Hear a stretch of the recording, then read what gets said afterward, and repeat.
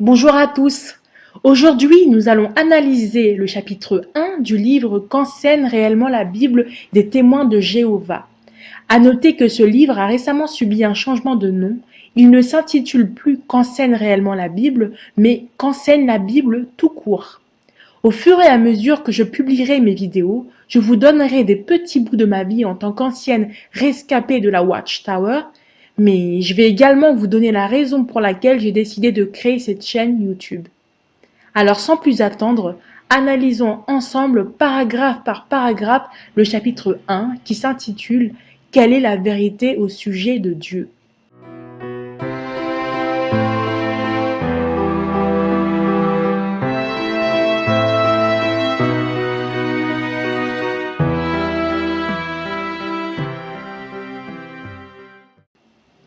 Chapitre 1. Quelle est la vérité au sujet de Dieu? 4 questions.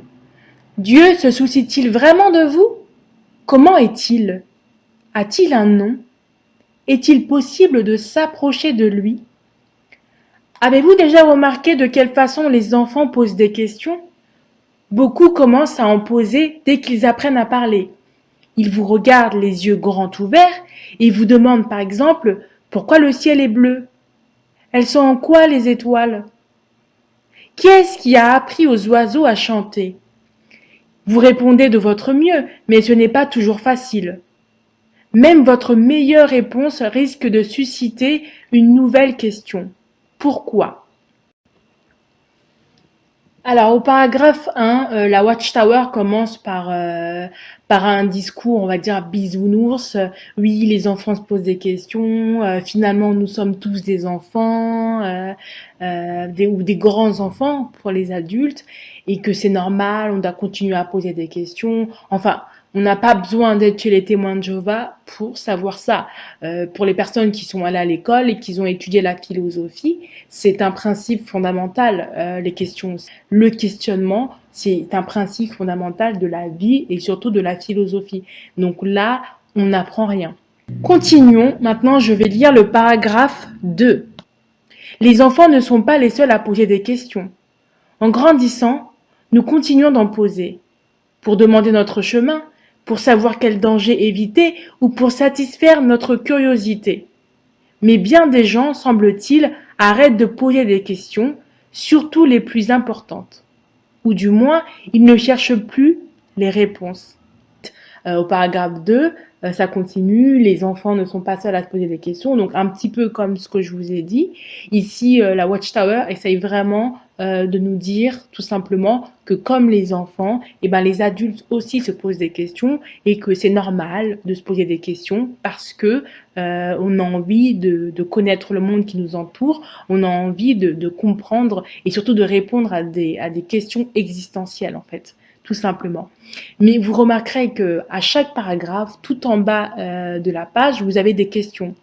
Par exemple, pour le paragraphe 1 et 2, on a une question. Pourquoi est-il souvent utile de poser des questions? Alors, cette question est, on va dire, presque stupide ou pas très intelligente, puisque on connaît déjà la réponse. Donc, vous voyez un peu le niveau attendu des bons témoins de Jéhovah. On leur demande pas de réfléchir, on leur demande pas d'analyser les écritures, mais juste de répéter comme des perroquets ce qu'ils lisent. C'est comme si je vous dis, je vous raconte une histoire, et dans l'histoire, je vous dis que le loup marchait dans la forêt et portait une robe rouge. Et qu'ensuite, je vous demande en question, je vous dis, quelle était la couleur de la robe du loup? Bah, la réponse est évidente. Donc c'est un peu le mécanisme de la Watchtower, c'est poser des questions à réponse évidente pour vraiment que l'enseignement soit ancré ou en tout cas s'ancre dans vous, en vous petit à petit quoi. C'est ce qu'on appelle, c'est un mécanisme de manipulation, mais ça on s'en rend compte uniquement lorsqu'on sort de l'organisation. Alors je vais vous épargner le paragraphe 3 et je vais passer directement au paragraphe 4. Vous aimeriez très probablement connaître les réponses aux grandes questions de l'existence. Il vous arrive sans aucun doute de vous demander quel est le but de la vie? Peut-on espérer mieux que cette vie? Comment est Dieu? Il est bien de se poser ces questions et il est capital que vous n'abandonniez pas avant d'avoir obtenu des réponses convaincantes et dignes de confiance. Jésus-Christ, qui a été un enseignement renommé, a dit « Continuez à demander et on vous donnera, continuez à chercher et vous trouverez, continuez à frapper et on vous ouvrira. » Alors ici, ils utilisent Matthieu 7,7, qui est un verset incontournable du christianisme. Hein. Tout le monde connaît ce verset-là. Bon, on va dire là, tout va bien, rien de scandaleux. Paragraphe 5. Si vous continuez à chercher des réponses aux questions importantes, vous verrez que votre recherche vous apportera beaucoup. Quoi qu'on vous ait dit à ce sujet, les réponses existent et vous pouvez les trouver dans la Bible. Elles ne sont pas trop difficiles à comprendre. Mieux, elles donnent une espérance et procurent de la joie. Et elles peuvent vous aider à mener aujourd'hui déjà une vie heureuse. Pour commencer, examinons une question qui préoccupe de nombreuses personnes. Alors, ce qui est drôle, c'est qu'ici, on nous dit que les réponses se trouvent dans la Bible. Mais alors, si les réponses se trouvent dans la Bible, pourquoi est-ce que l'étudiant de la Bible a besoin d'un livret pour comprendre la Bible? Et pourquoi est-ce qu'on n'étudie pas directement la Bible? Et puis, même si, admettons que vous étudiez directement la Bible avec les témoins de Jéhovah, il faut s'assurer que cette Bible-là n'a pas été falsifiée à outrance. Parce que, selon moi, toutes les Bibles ont été modifiées. Toute traduction est une trahison. On ne peut pas traduire l'anglais au français parfaitement et vice-versa. Mais bon, pour l'exactitude de la Bible des témoins de Jéhovah, nous en reparlerons plus tard. Alors, passons au paragraphe suivant. Ensuite, une question nous est posée. La question est la suivante. Dieu est-il insensible et dur? Bon, je vous épargne les paragraphes 6, 7 et 8 qui ne sont que des pavés d'exemples pour confirmer la doctrine des témoins de Jéhovah. Une doctrine qui a d'ailleurs, qui ne dit pas son nom, hein, qui est toute mignonne, toute sage. Mais bon, la réponse, on la retrouve au paragraphe 9. Dieu a de bonnes raisons de laisser les humains suivre une voie mauvaise. Étant notre Créateur sage et puissant, il n'est pas obligé de nous les expliquer. Toutefois, par amour, il le fait. Bon, ensuite au paragraphe 10, de plus, Dieu est saint. Cela signifie qu'il est pur. Il n'a aucune trace de méchanceté en lui. Nous pouvons lui faire totalement confiance. On ne peut pas en dire autant des humains, qui parfois se corrompent. Même le dirigeant le plus honnête qui soit n'a souvent pas le pouvoir de réparer le mal que des méchants provoquent. Dieu, lui, est tout-puissant. Il peut réparer tous les dégâts que la méchanceté a causés à l'humanité, et il le fera. Il le fera de façon définitive quand il entrera en action. Alors là, on a vraiment, j'ai l'impression que la Watchtower s'adresse à un public enfantin, à des bébés de 4 ans. La manière dont les phrases sont construites, c'est vraiment, je voudrais pas paraître orgueilleuse, mais lorsqu'on va à la salle du royaume, le public est composé majoritairement d'adultes, mais on nous enseigne d'une façon très très infantilisante et paternaliste. Donc ça, je trouve ça un peu, je sais pas, moi j'ai l'impression que ça ne participe pas à élever les cerveaux, mais plutôt à caresser les cheveux des petits agneaux qui sont des bébés spirituels à qui on doit constamment tendre le sein. Voilà, on infantilise les témoins de Jéhovah, vraiment. De par les discours, de par la manière dont les phrases sont construites, c'est que c'est juste terrible, quoi. Mais bon, passons à la suite. Bon, je passe le sous-titre intitulé « Que pense Dieu des injustices que nous subissons ?» parce que clairement, les paragraphes ne parlent que de Dieu est amour, toutes les phrases bisounours qu'on peut trouver, enfin tous les arguments qui servent justement à étouffer la vraie doctrine des témoins de Jéhovah. Donc je vais passer directement au paragraphe intitulé Dieu veut que vous sachiez qui il est. Alors, paragraphe 14. Si vous voulez que quelqu'un fasse votre connaissance, que feriez-vous? Ne diriez-vous pas votre nom à cette personne? Dieu a-t-il un nom? Beaucoup de religions disent que son nom est Dieu ou Seigneur, mais ce ne sont pas des noms propres. Ce sont des titres comme roi ou président. La Bible enseigne que Dieu possède de nombreux titres. Dieu, Seigneur en font partie. Toutefois, elle enseigne aussi que Dieu a un nom qui lui est propre, Jéhovah. On lit en Psaume 83, 18, « Toi dont le nom est Jéhovah, tu es toi seul le Très-Haut sur toute la terre. » Si votre version de la Bible ne contient pas ce nom, vous voudrez peut-être consulter l'appendice du présent livre, page 195-7, pour comprendre pourquoi. La vérité est que le nom de Dieu figure des milliers de fois dans les vieux manuscrits de la Bible. Par conséquent, Jéhovah veut que vous connaissiez son nom et que vous l'utilisiez. En quelque sorte, il se sert de la Bible pour se présenter à vous. Alors ce paragraphe est intéressant parce que ici les témoins de Jéhovah veulent nous faire croire que la première fois qu'on rencontre quelqu'un, on a tout de suite envie de connaître le nom de la personne en question. J'ai fait l'expérience de ce paragraphe-là et je suis pas d'accord. Parce que de nombreuses fois où j'ai rencontré des personnes, la première chose que j'ai demandé à mes premières rencontres, c'était pas vraiment leur prénom ou leur nom. C'est faux. Ça dépend du contexte, de plein de choses en fait. On ne demande pas systématiquement le nom de quelqu'un. C'est faux. Un exemple, j'ai déjà rencontré quelqu'un et j'ai mis 1 semaine pour connaître le prénom de la personne parce que c'était pas un élément primordial pour moi. Donc ça, c'est complètement subjectif. Mais bon, c'est un argument des témoins de Jéhovah pour amener en fait la question suivante qui est la délivrance du vrai nom entre guillemets de Dieu. Donc là, ils nous disent que le vrai nom de Dieu, c'est Jéhovah et que c'est noté plusieurs fois dans les manuscrits de la Bible. Alors c'est vrai.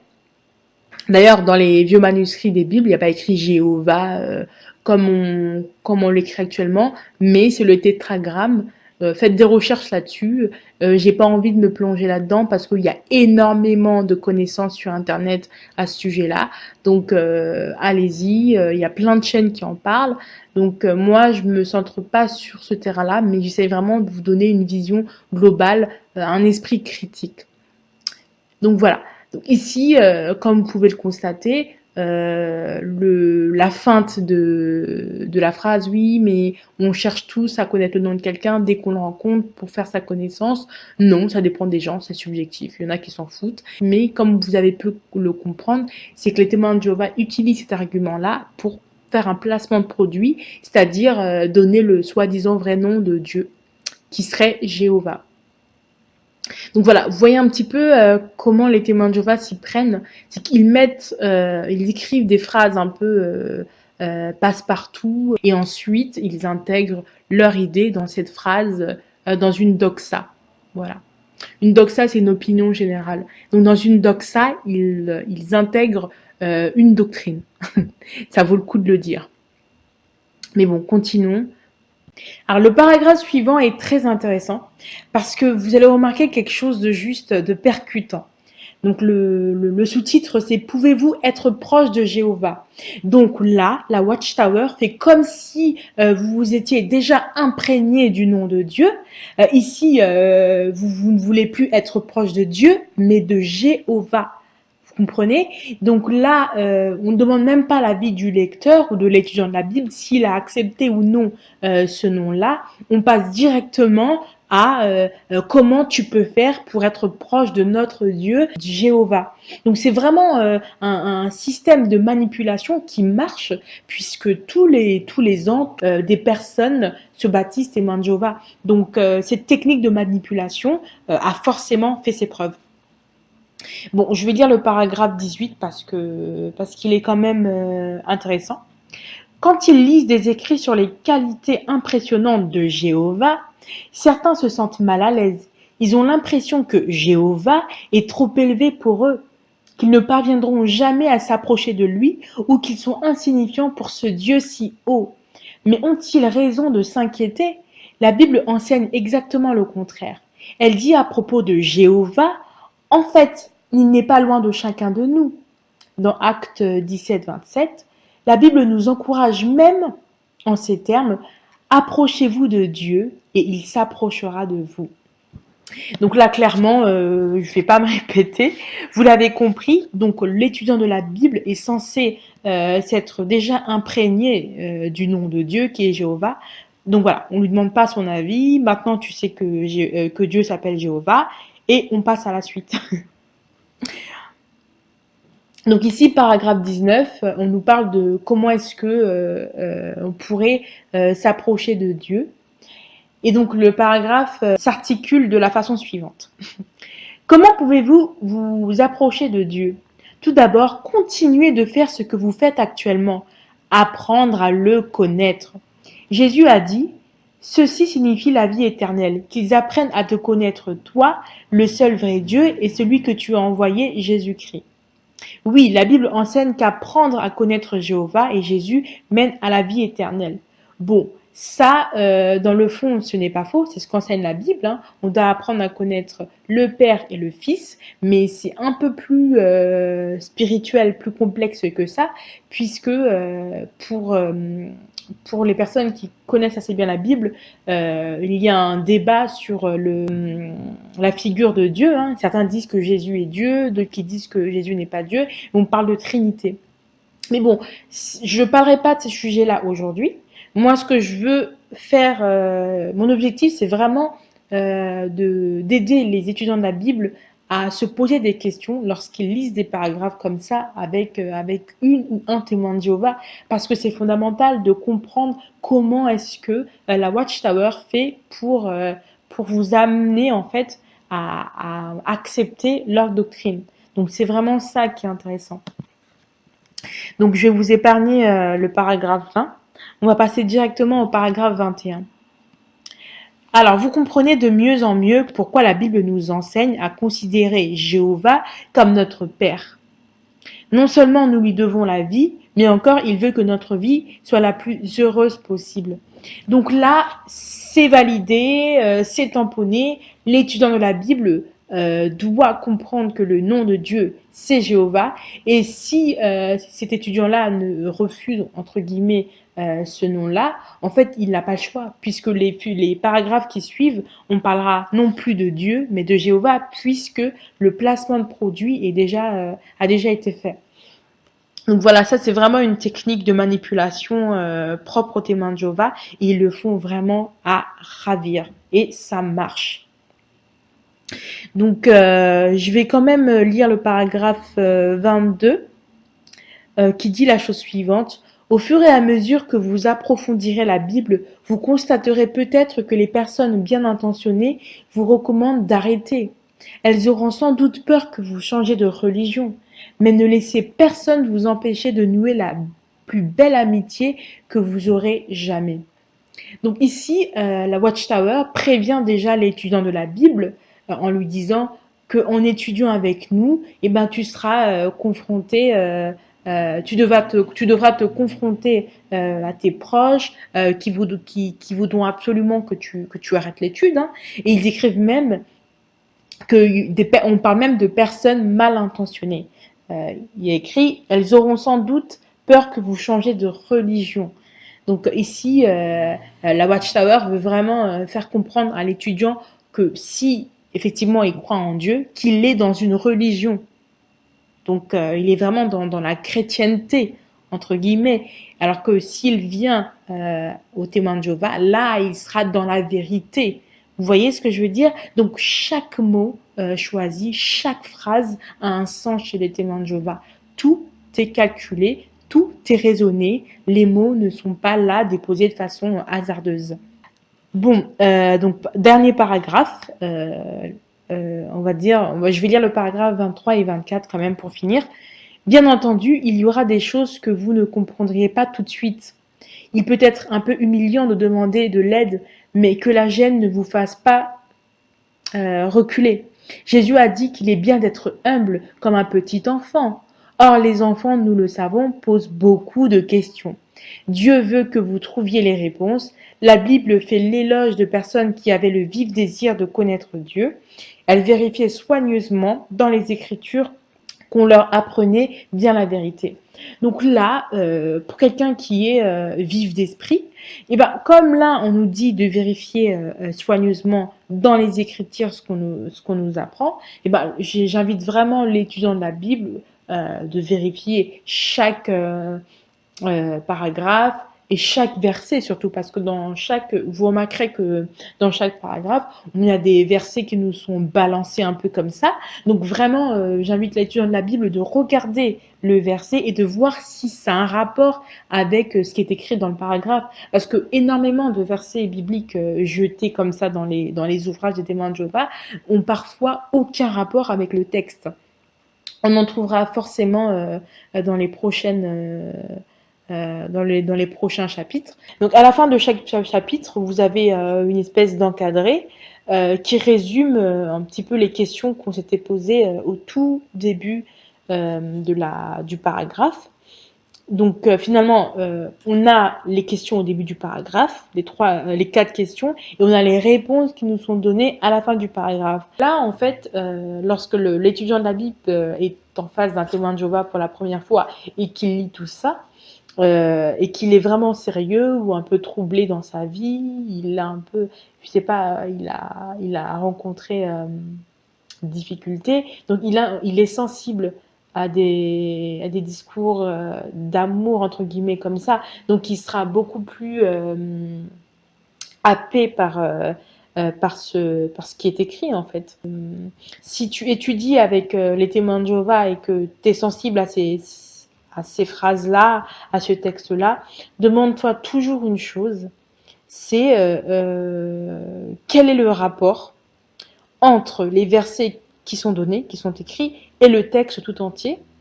Et ensuite, pourquoi est-ce que les questions sont aussi simples? Ça, c'est moi, la première fois quand j'ai commencé à étudier avec les témoins de Jéhovah, la première chose qui m'a frappée, je me suis dit, mais pourquoi les questions sont aussi simples, en fait? Mais c'est facile. Et j'avais demandé à un témoin de Jéhovah, justement, celui qui me faisait l'étude, je lui ai dit pourquoi les questions, celle, pardon, qui me faisait l'étude, pourquoi les questions sont aussi simples? Et elle m'a répondu, bah, on n'est pas là pour vous mettre des pièges, les questions sont simples parce que, justement, la Bible est simple, on peut la comprendre facilement, même un enfant peut comprendre la Bible. Voilà, elle m'a donné cet argument-là on va dire, à l'époque, dans ma tête, ça tenait la route. Mais aujourd'hui, vu que j'ai un peu évolué dans ma manière de voir les choses, en fait, non. Si les questions sont simples, c'est justement pour que l'étudiant l'imprègne beaucoup plus facilement. Voilà, parce qu'on ne veut pas que vous réfléchissiez. On ne veut pas que vous ayez un esprit critique. On veut surtout pas que vous alliez chercher les réponses ailleurs. Donc, on pose les questions les plus simples possibles pour que vous puissiez les surligner dans le texte et que vous n'alliez pas ailleurs. Donc, ça, c'est vraiment un instrument de manipulation incontournable, quoi. C'est poser des questions simples pour avoir des réponses simples. Et en plus de ça, des réponses presque déjà écrites, en fait. Pour ne pas dire des réponses déjà écrites. Donc voilà, j'ai fini ma première partie. La prochaine vidéo, on va traiter du chapitre 2, qui s'intitule La Bible, un livre qui vient de Dieu. Donc voilà, mon objectif à moi, c'est vraiment d'examiner le livre qu'enseigne réellement la Bible et de voir un petit peu les paragraphes problématiques et chelous. Donc, et voilà. Merci de m'avoir écouté et je vous dis à très bientôt. Et surtout, la prochaine fois que vous allez recevoir un témoin de Jéhovah derrière votre porte, ou la prochaine fois que vous allez étudier la Bible avec un témoin de Jéhovah, eh ben, concentrez-vous sur les éléments que je viens de vous exposer parce que c'est important. Et si vous pensez que vous n'êtes pas dans la vérité, que que votre maître, entre guillemets, celui qui vous fait l'étude, n'est pas cohérent dans sa manière de réfléchir, eh ben, fuyez et ne restez pas, quoi. Mais pour ceux qui doutent encore, ben, je vous invite à regarder la prochaine vidéo, ou du moins, à chaque fois que vous auriez cours, que vous allez avoir cours avec un témoin de Jéhovah, ben, n'hésitez pas à comparer mes arguments avec ce qui vous est naturellement donné par un témoin de Jéhovah. Je vous dis au revoir et à très bientôt.